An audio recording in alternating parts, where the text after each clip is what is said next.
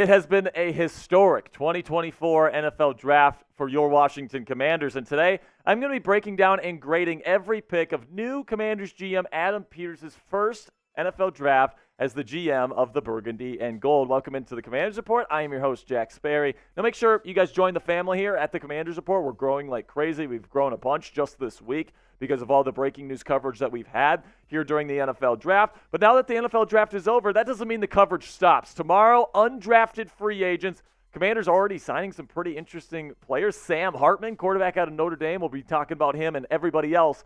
The Commanders end up signing an undrafted free agency tomorrow. So make sure you click that subscribe button for extensive Commanders coverage all throughout the 2024 offseason. So let's start with the number 2 pick in the 2024 NFL Draft, and that's Jayden Daniels. This is the pick that I would have gone with. This is an easy A grade for me for Adam Peters. I think this is the right call. Apparently, according to some reports, Drake May wasn't even in consideration for the number 2 pick. So if you are a Drake May guy, apparently they were deciding between Daniels, who was the clear front runner, and they were choosing between McCarthy and Penix, and May was kind of in the mix, but he wasn't really in the mix. So Jayden Daniels seemed to be their guy from the start. I think he's got a lot of superstar upside, and he's got a pretty nice floor with his really clean throwing mechanics and base in the pocket, good mental processor to start his career. He's going to be your week 1 starter, and it's going to be electric. Those watch parties with Jayden Daniels, with his rushing ability, it's going to be a lot of fun right here on the Commanders Report. Then in round 2, this is where it gets controversial. Johnny Newton, best player on my board at the time.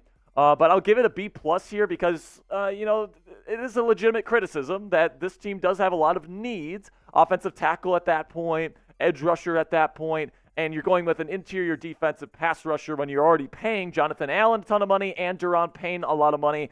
So Johnny Newton's going to be a rotational interior defensive pass rusher, and I get why some people are upset that you're paying that you're using this kind of pick on a rotational player to start. But I love his ability to win on the interior, and really this makes the Commanders' interior pass rush one of, if not the best in football, with this 3-man rotation that they're going to be able to run in 2024. It's going to keep guys fresh, not only in games, but also throughout the course of a season. So I like Johnny Newton a lot. He was the top player on my board at the time, like I said. So I'll give it a B+, but it won't get an A grade because it wasn't necessarily a need.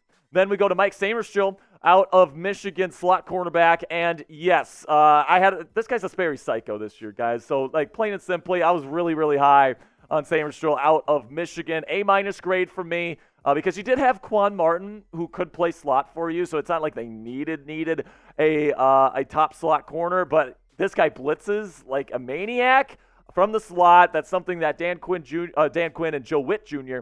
are going to be able to utilize in their defensive game plans. And slot corner is definitely something that's becoming more and more valuable in the National Football League now that more teams are playing and pretty much basing out of nickel, pretty much a 4-2 front. So getting a really good slot corner is very important. Sainristil was the best in the draft, in my opinion. True slot guy. So I'm perfectly fine with this pick as well. A-. Then I really like the Ben Sinnott pick here. I can see why the Commanders liked him over Ja'Tavion Sanders. Now, he tested better than Ja'Tavion did. Didn't have quite the production that Sanders did at Texas over the last several seasons here, but I really see the potential that they see in Sinnott, who is a great mover for his size. Really elite quickness for a tight end, which is going to allow him to potentially be one of the best route-running tight ends in football. So that's something that Cliff Kingsbury, the new offensive coordinator here, definitely sees value in. And, he's going to have a year to learn from Zach Ertz. And, Cliff Kingsbury played a lot of 12 personnel, which means 2 tight ends on the field in Arizona his final season there. So we could see Sinnott quite a bit, especially on third down. Then there's Brandon Coleman out of TCU, the offensive tackle that was taken in round 3.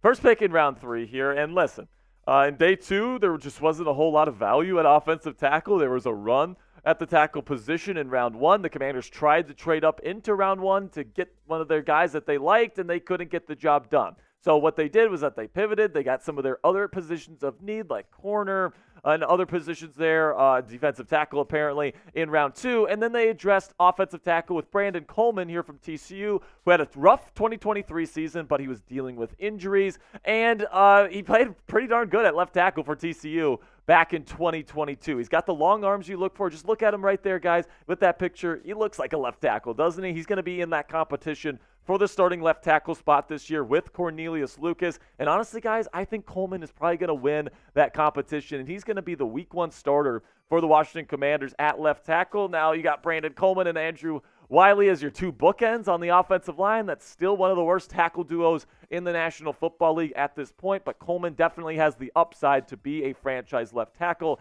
and you're at 67 overall. That is absolutely a steal. Now, before we get into the rest of the picks here today, I want to have a word from our sponsor here at Game Time, which is the fastest and easiest way to buy tickets for the sports, music, comedy, and theater in your area. Whether you want to go see a hockey game here, or if you want to go to baseball there with the Washington Nationals, or if you want to get your tickets to watch Jayden Daniels play at FedEx Field here in 2024, it doesn't matter. Game Time has the lowest price guarantee on any ticket to any event. And if you're someone like me that likes to procrastinate when you get your tickets, and you like to waste last minute, Game Time rewards you for that by using flash deals here. So you get even lower price tickets the longer you wait before your event kicks off. So Game Time is the fastest growing ticketing app in the United States and is the only ticketing app on the market that gives you complete peace of mind with your purchase. See the view from your seat before you buy so you know exactly what to expect when you arrive. And tickets are sent directly to your phone instead of your email. Another great feature on the user-friendly platform that Game Time uses on their app. Now, take the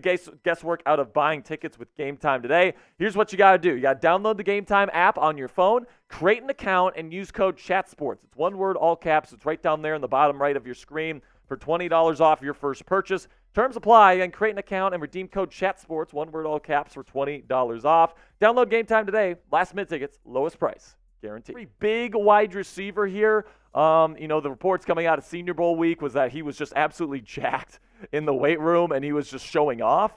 And, I think he looked slow on film, but he ran a 4.44. So, there's that, and at his size, that's pretty impressive. So McCaffrey, I think, I had around 5 grade on him. He's fine, and I would have liked this better on day 3 at pick number 100. I think it's a bit of a reach, but hey, the Commanders needed some size in the wide receiver room, and they got that here. Then at pick number 139, Jordan McGee, linebacker out of Temple. I give this an A- because at this point in the draft, I think the Commanders really focused in on high traits, high upside type players that could be starters moving forward in this Dan Quinn era here that they really believe in. McGee is certainly one of those players. Really high-end traits kind of guy that you're getting in round 5. That's a fantastic value. I'm going to give that an A- for Adam Peters. And also an A-, Dominic Hampton, who is another guy who at the point that you're drafting him at 161 is really a really good value here at an A-. I really think that his traits translate well to the National Football League. Now he's going to have to prove it. He's going to have to develop. His tape is not that great, if I'm being honest with you guys, but the traits are certainly there, and I can see the projection that Dan Quinn and Joe Witt Jr. are making with a guy like Dominic Hampton, especially with Jeremy Chin on a 1-year deal. Then we got Javonte Jean-Baptiste from Notre Dame here. This is somebody that was heavily linked to the Washington Commanders throughout this process. They obviously really liked him, and he fell to the 7th round at 222 overall. Listen, this is a B grade for me. I think he's a decent player, and I think that he's going to be adding to this edge rusher room that, still doesn't have a true number 1 threat on the edge. I like Dorrance Armstrong, but I think he's a number 2. And then Dante Fowler Jr., and then Cleveland Ferrell, I think are more rotational type pieces, not really like true starters. So, one of those guys is going to have to be a true starter this year, probably Cleveland Ferrell, because he's the better run defender in my opinion. But Javonte Jean-Baptiste, and maybe KJ Henry rises up the ranks. Who knows with that one. But Jean-Baptiste is the pick here in round 7, and it's a pretty decent value here. So grade the draft for Adam Peters here, his first one as the Commanders GM. Give me an A, a B, a C, a D, or an F here. Just in a second, I'm going to give you my grade. Give me your grade right now. For me, I like this draft. I think that they really added some really good pieces. And they really added good players. And for a rebuilding franchise, it was paramount that you get good players that are going to be around for a long time. Now, Johnny Newton, not going to be a day 1 starter, all right? He's going to be a rotational guy on pass-heavy downs, all right? But that does bring some value, maybe not as much as a left tackle or an edge rusher at that point, but I understand the pick. And then also, you look at throughout the draft, Mike Sainristil at slot corner. I mean, that's a very important position. in today's NFL. I like the upside of Sinnott and also of the other guys that they took on day 3 today. So I think that what Adam Peters came into this draft was, we got to get our franchise quarterback right. I think they did that with Jayden Daniels. I think that really affects the grade in a big way here because I think Jayden Daniels is the answer. And then you get a lot of players that I think are going to be not only just day one impacts and they're going to have a role on this team, but they're going to have a role with this team for a very long time. So I like what Adam Peters did. Not a perfect grade for me. You know, there's some picks there that maybe I'm not the biggest fan of. The Luke McCaffrey one I'm not the biggest fan of, even though it is a bigger receiver, so I guess that's fine. But I'll give it an A-. Adam Peters did a damn good job.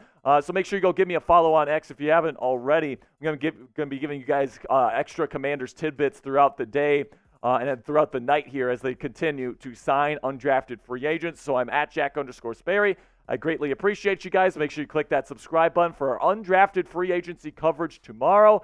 It's been a long 3 days here for the NFL draft. I appreciate you guys sticking with us through our 3-day coverage of this year's NFL draft. Thank you guys so much for all of your support. And until next time, hail to the Commanders.